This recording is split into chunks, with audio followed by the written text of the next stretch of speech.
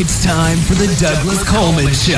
Mr. Smooth and Savvy is joined by guests from all walks of life, from the entertainment industry to authors to political and social commentators, the famous and not so famous, the controversial and the light and fluffy. We have it all. Now, here's Douglas Coleman.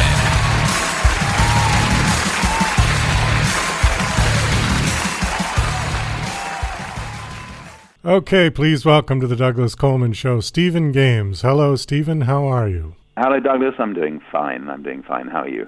Doing great. Thank you. Thank you for coming on the show. Nice to have you here. So you've got a company called EnvelopeBooks, and according to your bio, it is a micro-publisher. I want to ask about that first off, because I know of big publishing, like the Big Five in New York City, and then there's something called hybrid publishing, and then there's self-publishing, like on Amazon Kindle. But what is a micro-publisher? Well, we're small. Okay. the clue's in the name. Clue is in the name, all right. I come into this because I've got two strings to my bow here. One is that I publish what is the biggest books magazine in the UK. It's called Booklaunch. The website is booklaunch.london, booklaunch.london. Oh. And we've got a circulation of about 50,000, just over 50,000. In UK terms, in British terms, that's pretty big. I think in the States, the New York Review of Books has a circulation of 120,000. But, I mean, you've got a population 5-6 times larger than ours. And Booklaunch started 5 years ago, and readers were coming to me and saying, I've got a book. I don't know how to publish it. I can't find an agent. I can't find a publisher. You go onto a website, to an agent's website, and it says, we're not accepting submissions. You go to a publisher's website, we're not accepting submissions. Or if they are accepting submissions, you have to fill in this long pro forma, and it takes ages, and then they either ignore it, or it takes 3 months for them to get back to you, and it's always a no. And I thought, it's so humiliating for people. You know, if you've got a book, you've said something, you've put some effort into it. Why don't we help? You know, I'm publishing a magazine. I could be doing a publishing house as well, and that's how it started. And it's only been going 2.5 years, but it's an amazing operation, and it's particularly exciting now because we've just launched in North America, in the States and Canada, about a month or so ago. And it's going great guns. It's very exciting. Well, congratulations on the American launch. Mm. Do you critique the submissions you get, or do you just take anyone? No, I don't. And we do have to say this isn't for us. But there are a number of different criteria. One is, does this have any commercial legs? Is this going to go anywhere? And if the answer is no, it may still be that the book is something that deserves to be out there. So we have a branch of EnvelopeBooks that's called Postcard Books. And Postcard Books is a service for writers who they want to do their memoirs. They want to leave something to their kids and their grandchildren that they can read. And as long as they have a good story to tell and there is basic literacy, we can take that and we can work with them. And we work with them to the same literary standard as we would work with a mainstream commercial publication, because people deserve that. And unfortunately, and I feel terribly passionate about this, you can probably hear, there are a lot of publishing, servicing houses out there that are very happy to take money from innocent individuals. They will package the book. They will not take any interest in the quality of the writing or any sort of editorial supervision. They'll do the least that they can possibly do in terms of both the content and the cover design, and they'll take the money and they get very, very rich. And the poor writer doesn't realize that they've been taken advantage of. And it happens over and over and over again, and it's kind of shameful, it's humiliating, and it's condescending to the writers. People deserve more. People deserve better. They don't have to be Emile Zola or Dickens or Don DeLillo. They still deserve to have their book well treated, respectfully treated.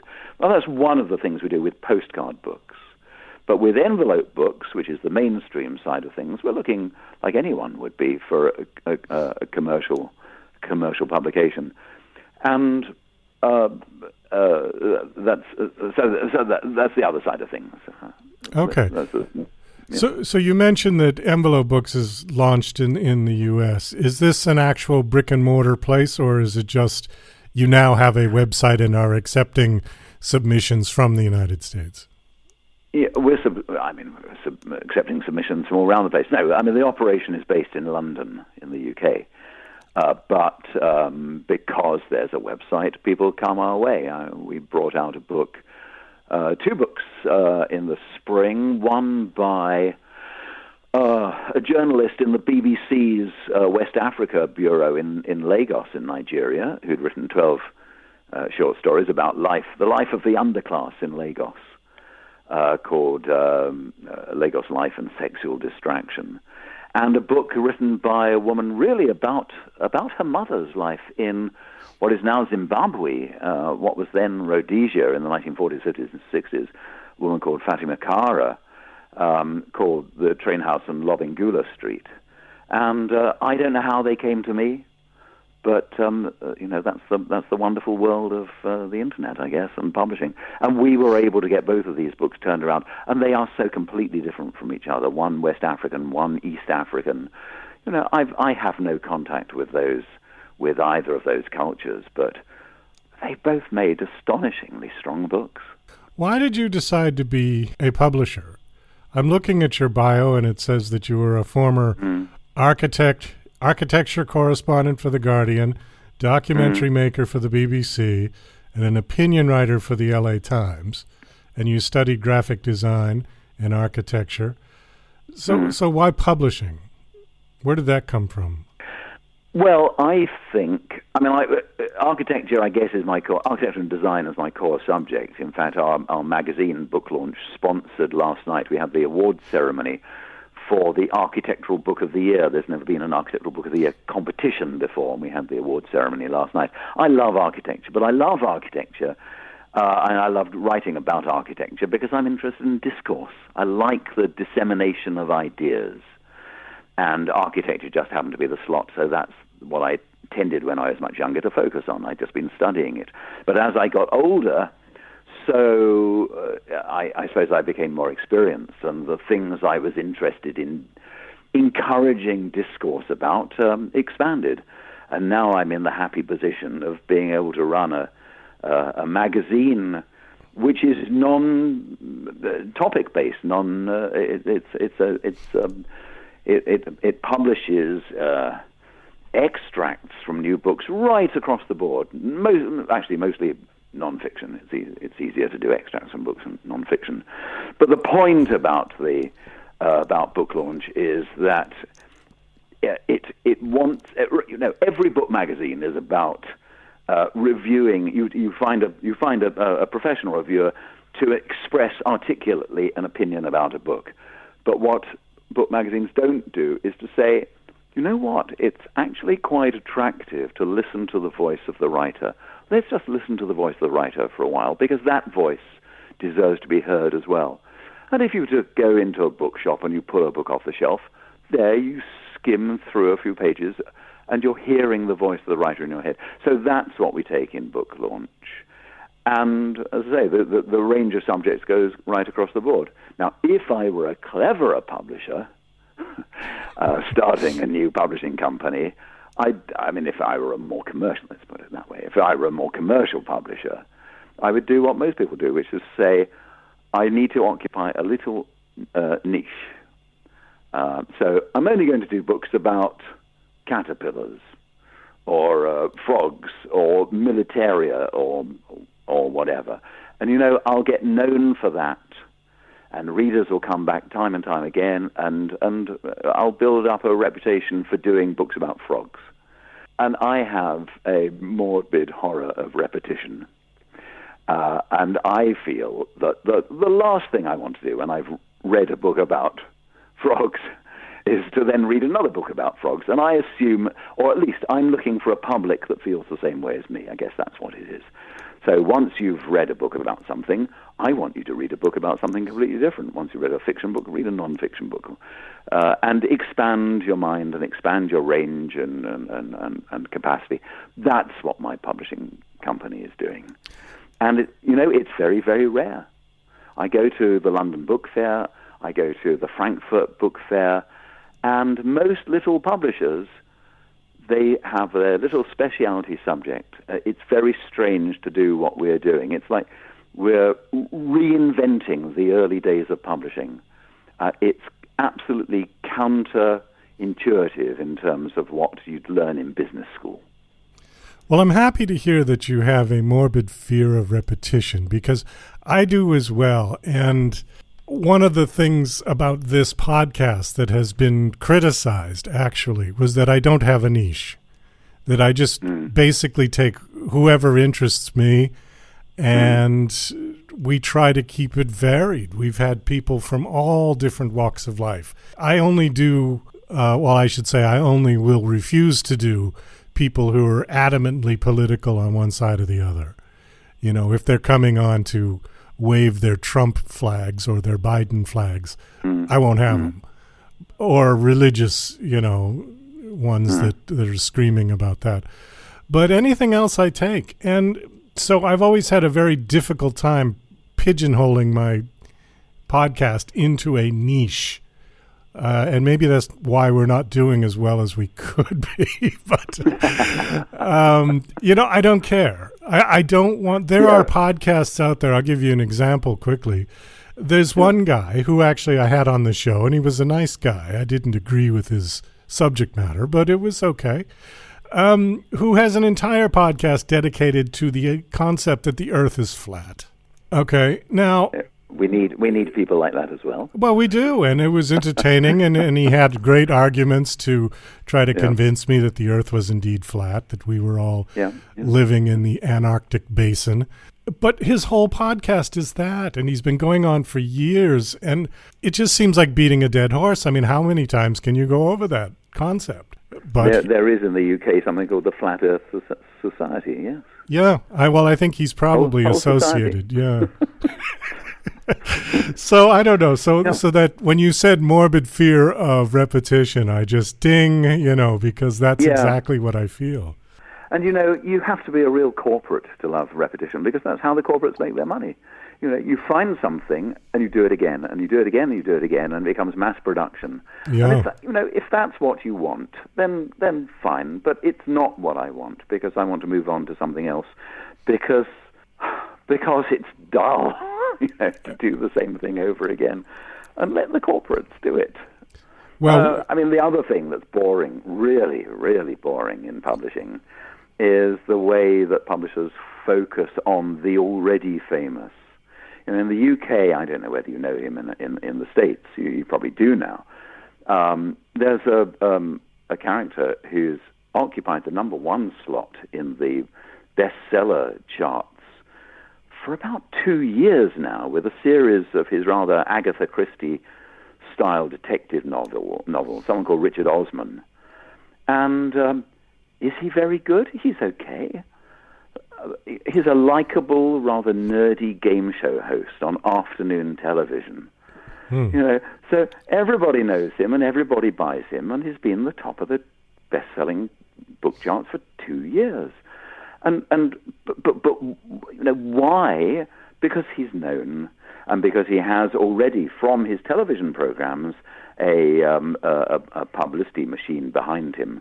So it's a formula for making money. It's dull.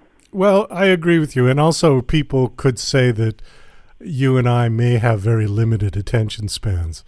I've been criticized for that. That as soon as we do one thing, okay, let's move on to the next.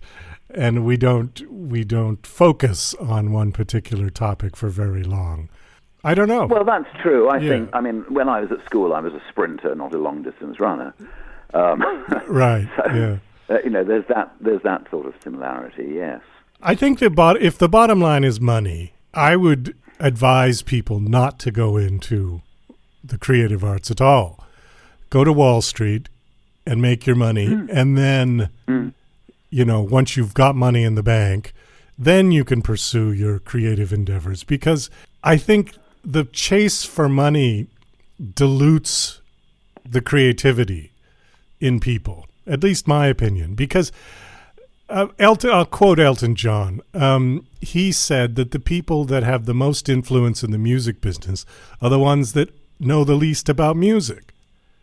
And I think he was spot on with that. I think he was absolutely right. But I mean, I don't know how. I'm sure, in a way, what I'm doing is what you're doing in your show. I'm creative in my own life, but what I'm doing as a publisher is I'm working with other people, and I like that. I always feel it's like being the family doctor. A writer comes to me and says, "I've got this thing. I don't know whether it quite works. Chapter 6 is a bit funny." Or I say to them, "You know what?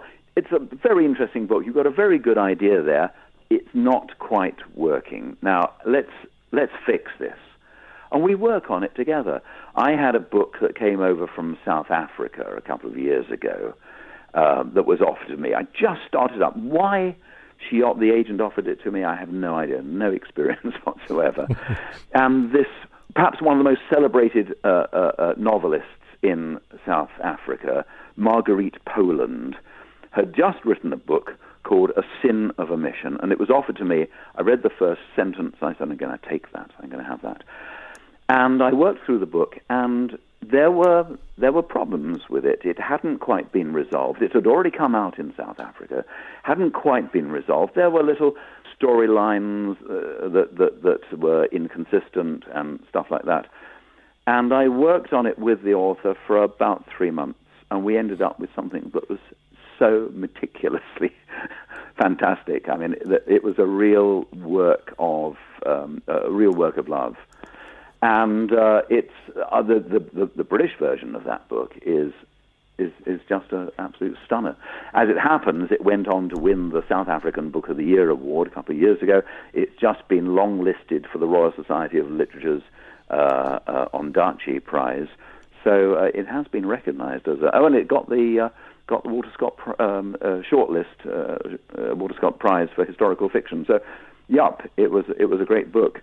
But that thing about getting together with the writer and holding their hand and going for a walk together, it's just a wonderful experience. And it's almost like being a jazz musician. You don't quite know where the piano is going to lead. You don't know quite what Chick Corea or Keith Jarrett is going to do, but you go with them, and you're playing the saxophone or drums or double bass or whatever like that. And you talk together as the music grows, and you build something, and you're listening to each other, and it's the most wonderful experience. And why would anyone not want to do that? I love it. Well, that's a great analogy. Let me go back to Envelope Books for a second. Now, specifically with your company. So somebody sends you a manuscript, and maybe you like it, and maybe you're going to take it. Now, how do you make your money? Do you take a fee up front from the author, or do you take a percentage of sales, or how does it work with you? Well, we can do it 100 ways. If we're doing a book that's not going to sell, like someone's memoir, and it's going to be given to the family, then obviously that's going to be a service that the author will pay for, and it's a negotiated fee agreed with them. If it's a book that we're going to try and get into bookshops, then we're going to go down the percentage route, the way that the mainstream writers do. Sometimes we'll say to an author, we're going to need a bit of help here because this is going to need marketing, and that's an ever-open, pit for throwing money into. It's a blank check. Yeah. When Tunde Osasanyo's book came from Lagos, I wasn't going to take money from him. The economy is completely shot.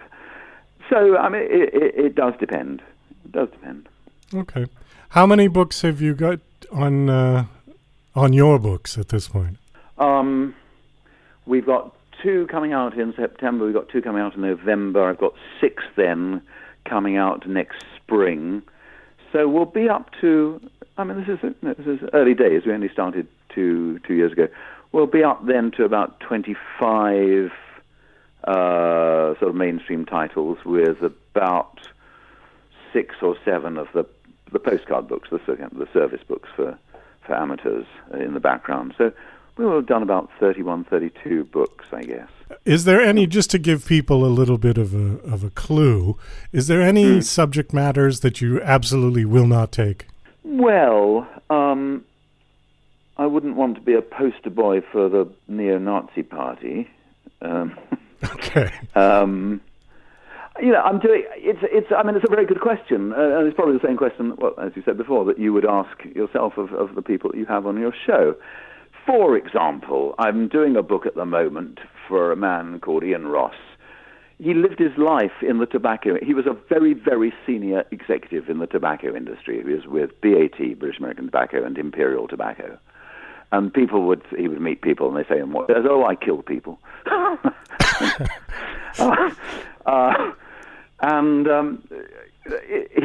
He's worked all the way around the world in his career. He's retired now, and to some extent, the book is how does a man in the tobacco industry see the world? And I think that's a very valid. I don't smoke. I don't advocate smoking. I think it's a dangerous and foolish thing to do. But I'm very interested to hear how someone in that line of work would see the world. And he sees it differently from me. He will talk about Vietnam, for example, as having been saved by the tobacco industry. You think, what? How? Well, he says in the book, because before the big tobacco companies came into town, tobacco was racketeering. It was all there was no customs and excise on tobacco. Black market. And the moment that the big firms came in, the government could start saying, right, well, now we've got a product we can tax. Right. And so they could build up revenue for the state. And Ian says, now they've got an established economy. They're now in a position to say, you know what, we're going to take our foot off the gas in terms of tobacco and cigarettes and so on. But we got them going, he says. And I've never heard that before. And he may be completely wrong. I don't know, may be completely delusional, but I thought it was an interesting idea to put out there. So Envelope Books is now available in the United States. Do you have a different website for the U.S.? No. EnvelopeBooks.co.uk is a kind of standard British domain. Okay. And our books can be seen there, yes. And can people submit to you through the website as well? Oh, God, yes. Okay. Just email the book. I mean, people, because of this sort of corporate horror about having to jump through hoops, and you have to write a little essay about where you were at university and who you were taught by and what inspires you. I don't care. I don't want to know anything about you. I don't know anything about who inspired you and why you love literature. Just send me the goddamn book. And I will, or one of us will get back to you in 48 hours. None of this waiting for 3 months, if you're lucky, for a reply. Get back to you in 48 hours. That looks like an interesting book. Let's talk about it. Or, I don't think that we can do anything for you. Interesting book came in about 3 or 4 months ago, written by a woman who's completely illiterate. She was the product of a very, very distressed, damaged background, and she could barely string a sentence together. She had a very interesting story about damaged adolescence. And she said, I've given the book to my daughter because she's at university, and I've asked her whether she can tidy it up. And she tidied it up a bit, but she'd actually tidied it in the wrong direction. What was really interesting about it was to see how an illiterate writer writes about illiterate people. It was fascinating to see that mishandling of literacy. That's a very interesting approach. There are so many ways.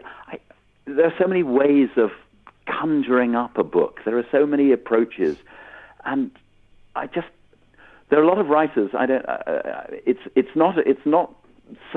hasn't been so much of a thing in this country. It is a big thing in America. We're going to writing school, creative writing class, creating writing departments. I really have problems with them. There's so much copycatting, just like publishing. There's so much copycatting, and I want the writer to find something I want them to talk their own language. I want the book to be authentic. I don't want a book that's a copy of something that's already done really, really well. I hate the professionalism of everything. I want authenticity, and I want individuality. Like listening to jazz. Yeah. Like listening to jazz. I like that. Stephen, we're going to have to wind this down. We are out of time. Thank you so much for coming on. This was a pleasurable conversation. Again, the website is www.envelopebooks.co.uk. Co is co.uk. Okay.